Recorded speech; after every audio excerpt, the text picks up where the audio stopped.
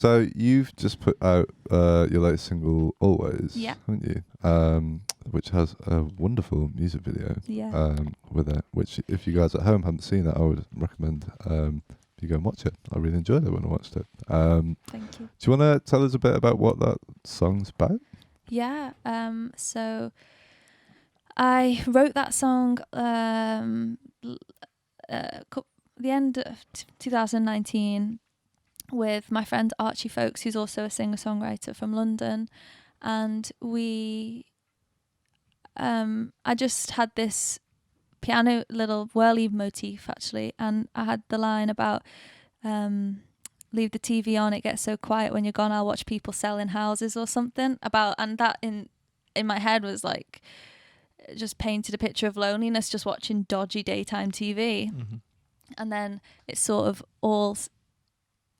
all progressed from there, and it became this big, like the chorus is all this, paints this huge grand romance picture in like a cobbled square and they're waltzing, and I wanted it to be sort of this whole story about how loneliness can really play with your mind and make you believe things that maybe didn't really happen, or maybe they did happen, or and then we sort of expanded on that with the video.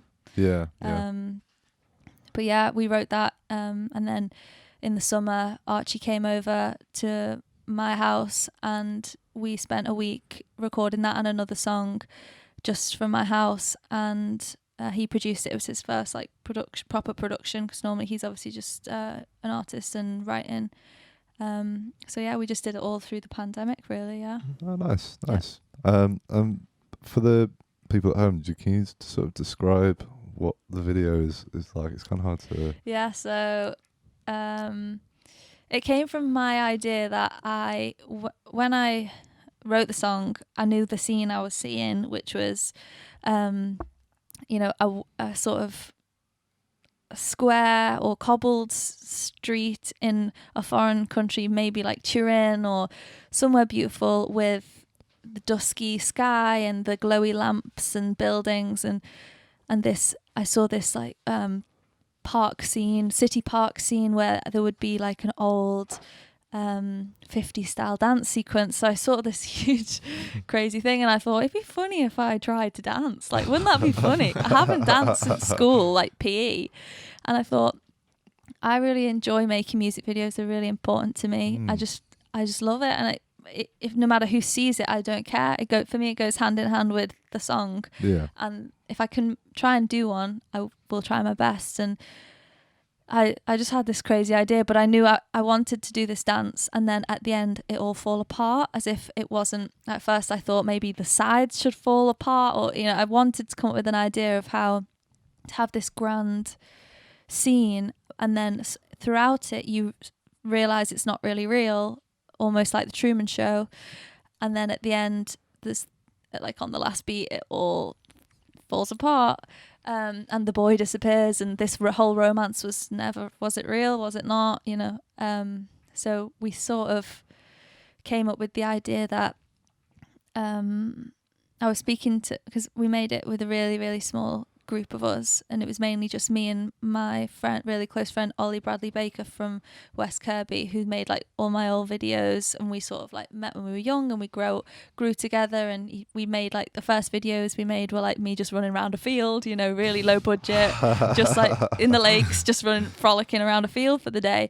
And we've slowly this one he was like, I think we need a lighting designer, and I was like, what? A lighting? I'm not Beyonce. Why would we need why do we need lights? Like, you just bring a little light and put it on and that's fine. And he's like, no, I really think we need a lighting designer. So he was like, my friend Ed can do it. And he was great, and he came up with the idea at the end to drop the backdrop and have it all projected on my skin. And I really like that sort of blend of like the really old school 50s movie with the digital real gritty world, and I really like that contrast. So we sort of did it all based around that and built the set in a local theatre, and I just had to learn to dance, and then then we did it. I don't know if I've described that very well, but I try my best. That was a very good description. Did you do the choreographing and whatever? I didn't. No, so the amazing dancer in it, Oliver, he I sent him a reference to this scene which is based on, and we're dressed exactly the same as in a film called The Bandwagon, which is with Fred Astaire and Sid Charisse, and they're dancing in Central Park, and they're dressed just like us, and it's sort of like a dance of courtship. So they begin. I knew I wanted that, so I sort of described I want them to be like tentative at the beginning, and then him suck me in, sort of like a seduction almost, and then we partner and waltz for the chorus, and then there's a bench scene with footwork. So I sort of give him a outline, and then he just did the most beautiful choreography, and that he knew that because I said I'm a beginner, like we can't go too far. Take it easy. He was like, don't worry, I'll be lifting you for most of it, so he's mainly just like swinging me around. But yeah, it was good fun. Yeah, it looks really really good. Thank you for listening. Be sure to subscribe to the podcast to catch up on new episodes every week. Also, check us out on our Facebook and Instagram at RecRooms, where you can find out about our other exciting music series. We also have this and all our other episodes of the podcast up on our RecRooms YouTube channel for your viewing pleasure. See you next time.